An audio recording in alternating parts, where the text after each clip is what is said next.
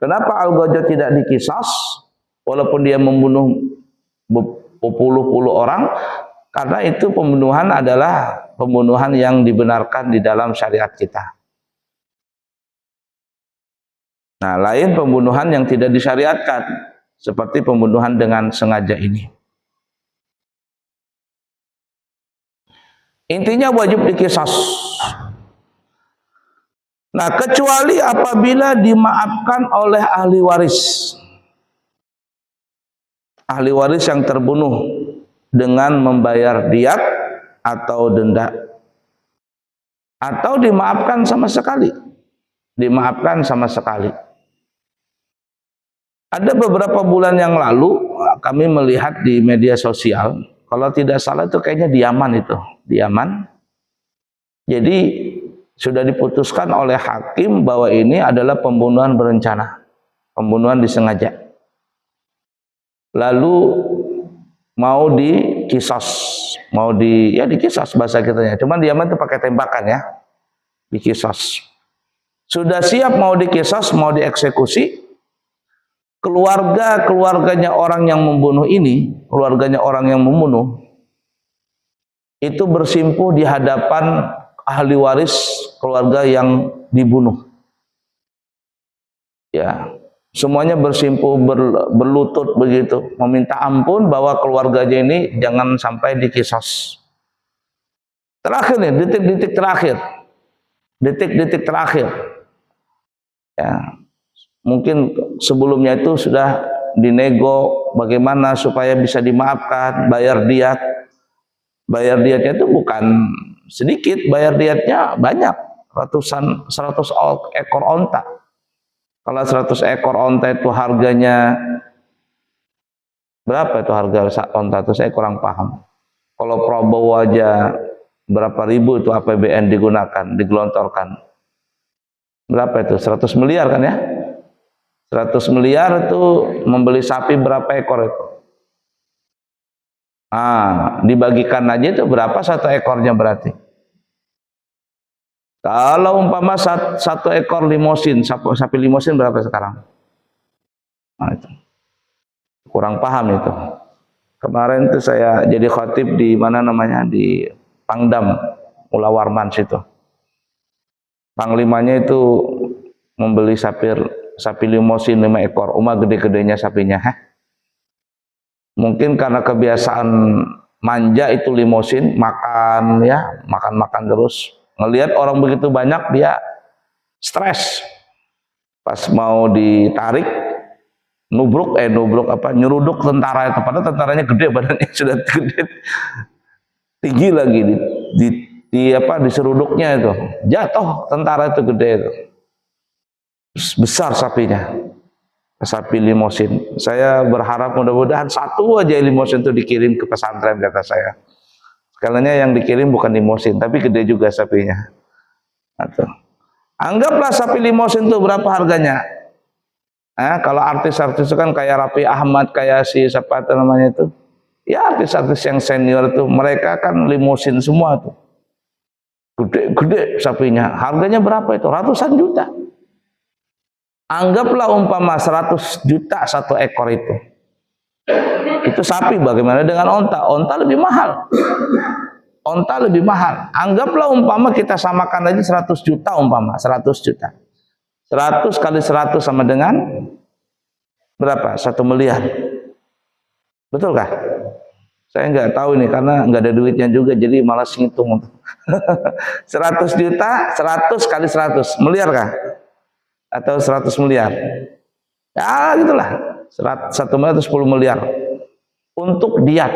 Diat itu bahasa katanya tebusan bayaran kepada ahli waris yang dibunuh tadi. Nah itu jadi saya melihat video itu, yang kembali ke cerita Yaman tadi, ahli waris yang membunuh ini, ya keluarganya itu ada yang pakai bola, mungkin ada yang alim-alim, tak apalah gitu ya, pejabat-pejabat itu bersimpuh di hadapan keluarganya orang yang dibunuh. Pada ibu bapaknya mungkin atau pamannya bersimpuh di hadapan mereka. Dan orang-orang ini melepas mereka punya bolang, melepas mereka punya baju. Jadi cuman hanya celana saja sudah. Meminta ampun kepada keluarganya yang terbunuh supaya yang membunuh ini dimaafkan. Betul-betul menghinakan diri di hadapan mereka. Ya, sambil bersimpu meminta maaf supaya keluarga kami ini jangan dibunuh. Iya, memang sengaja. Kami minta mohon jangan dibunuh. Apakah boleh seperti itu? Jawabannya boleh. Nah, makanya kalau seandainya si ahli waris yang terbunuh ini memaafkan, itu tidak jadi dibunuh orang yang membunuh, tidak jadi dikisos orang yang membunuh ini. Nah, memaafkan ini ada dua cara. Satu, memaafkan harus membayar diat. Ya tadi ya kurang lebih ya mungkin anggaplah 1 ekor onta itu 100 juta kali 100. Nah, berarti berapa? 10 miliar kah? Atau dimaafkan sama sekali, sudah dimaafkan sama sekali. Kalau dimaafkan sama sekali, selesai urusan. Nah, artinya kalau sudah dimaafkan, di dunia selamat, di akhirat juga selamat. Nah, kalau seandainya terjadi kisos tadi, kisos selesai, terlaksana, apakah orang yang dikisos ini masuk neraka? Jawabannya tidak. Jawabannya tidak. Kenapa tidak? Karena sudah urusan di dunia selesai. Sudah terbayar lunas. Nanti orang yang membunuh dan yang dibunuh di akhirat berpelukan. Oh, terima kasih ya. Kau kemarin bunuh aku. Ya, terima kasih juga gara-gara aku membunuh kamu, aku dikisos katanya. Berpelukan dia, masuk surga bergandengan tangan. Itu di akhirat nanti. Kalau di dunia ya repot. Jadi kalau orang yang sudah dikisos, maka dia masuk ke dalam surga.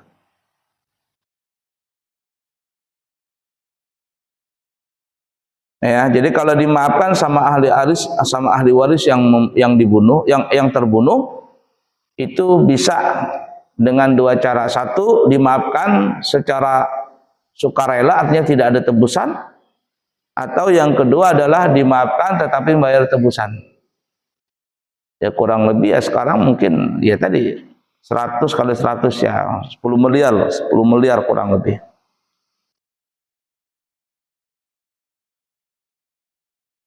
Kenapa ya ada disebutkan kisos itu? Maksudnya di syariat kita itu ada kisos.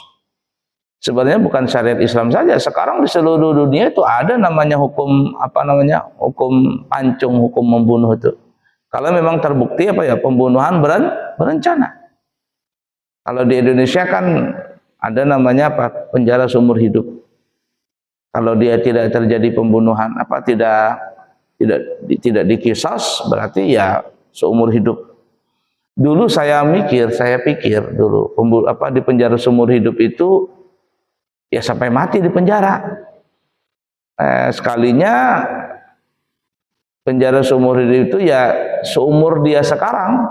Kalau seandainya dia membunuh umpama di umur 50 tahun ya nanti di penjaranya 50 tahun begitu.